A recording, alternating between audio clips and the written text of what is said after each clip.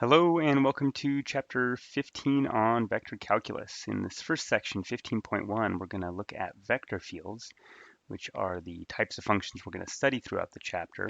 And so to begin, let's look at this vector field f, where notice that for this function, the input is a point, in this case in the xy plane, and the output is a vector.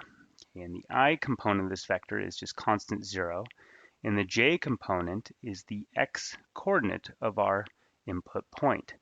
So we'll start by just inputting a bunch of various points, and then we'll compute the corresponding output vectors, and then we'll go ahead and plot those vectors to get a feel for the behavior of this vector field. All right, so now if I input the origin 0, 0, since x is 0, the output vector will just be the 0 vector.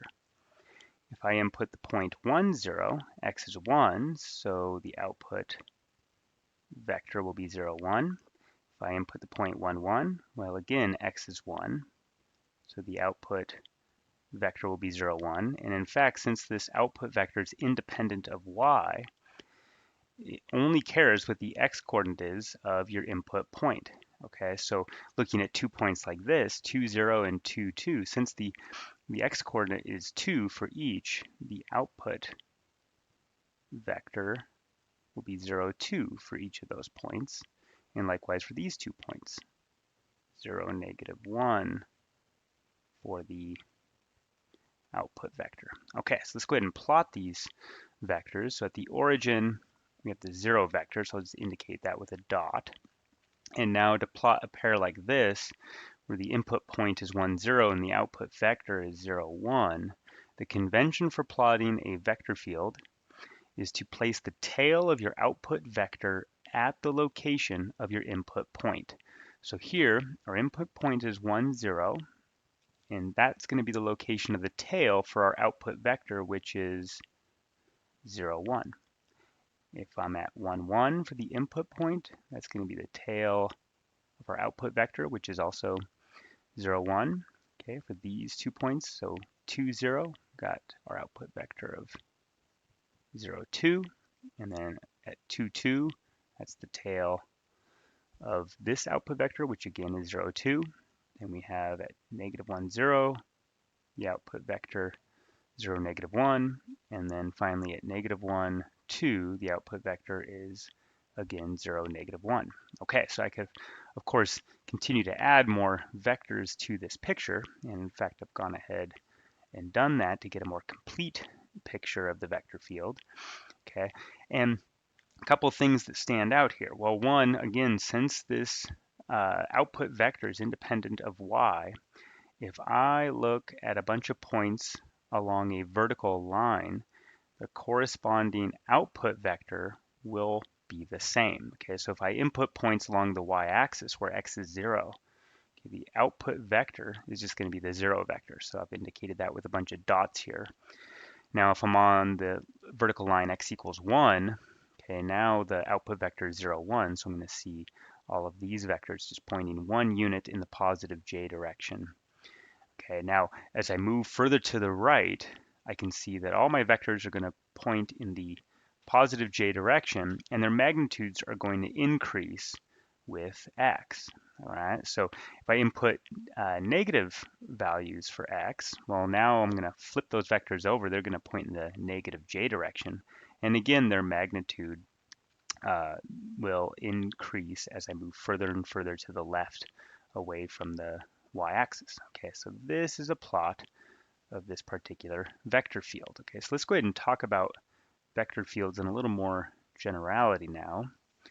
So if I have a vector field f defined on some region D in the xy plane, again, the input is going to be a point in that region, and the output is going to be a vector.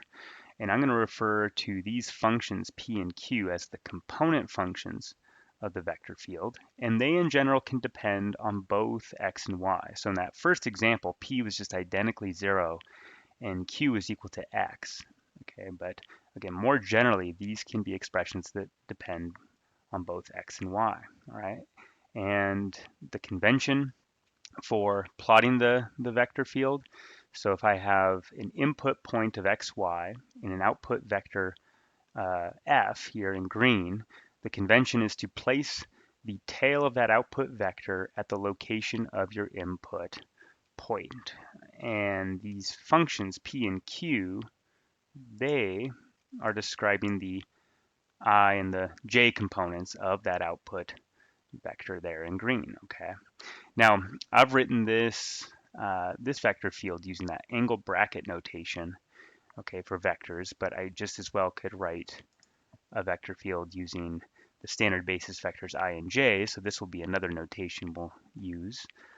Now, what are vector fields useful for? Why are we introducing these things? Well, as you probably can suspect based on that first example, vector fields are really, really nice for describing things like force fields or, say, velocity fields. So let's say I have a gravitational force throughout some region, and I want to know how the direction and magnitude of that force varies throughout the region. Well, that will be nicely described by a vector field. Okay, same thing for, say, describing the velocity of a fluid flowing through some region. If I want to know how the direction and magnitude of that fluid changes, right, we'll use a vector field to do that. Now, from a purely mathematical standpoint, a vector field is a function whose input has the same dimension as its output. So here I'm inputting a two-dimensional point, so a point in the xy plane, and the output is a two-dimensional vector. Okay, we'll also look at three-dimensional vector fields. So that's where you'll input a point in three-dimensional space, and then the output will be a three-dimensional vector. Okay, and you, of course, could do that for any dimension you like. All right, so the other thing I want to say here in this video is that, as you can probably suspect from that first example with relatively simple component functions, it was not very hard to describe the behavior of the field. But if these functions p and q are complicated enough, then plotting one of those things by hand is probably not very reasonable. Okay, so that's where some technology could come into play. And fortunately, math3d.org does plot vector fields quite nicely. Okay, so here is a field I have already. I'm actually going to just, here, I'll take this out. We'll start from scratch here. And let's say I want to add in a vector field. I'll go to Add Object, go down to Vector Field, and it defaults to a three-dimensional vector field, as you can see here. Now, if you want to plot a two-dimensional vector field, set the bounds for z to be 0.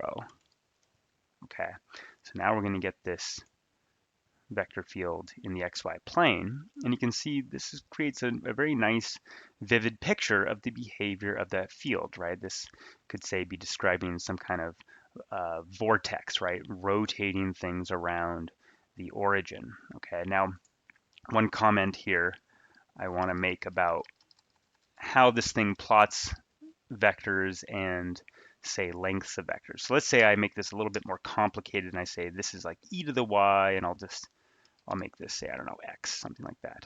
You can see that, all right, I get a plot like this, which is all fine and good, but in places like up here where the lengths, they're varying, the vectors are running into themselves, right, because of the varying lengths.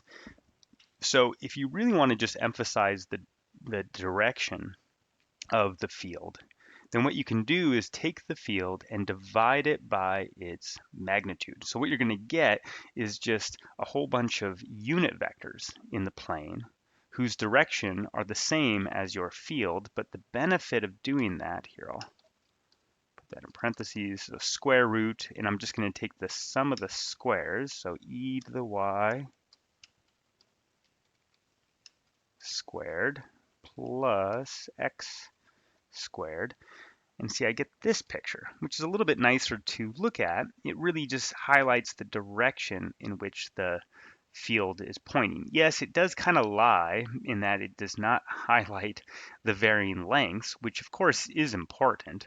But if I'm really just trying to get a sense of direction, so if I were to think about this as, say, the current of some water, like, say, in a river or something, and if I were to drop a stick in the river, if I just want a sense of the general direction that this field is going to want to carry that stick in, this is a much nicer picture to look at. Okay, so I highly encourage you to play around with this just to get a feel for some various fields.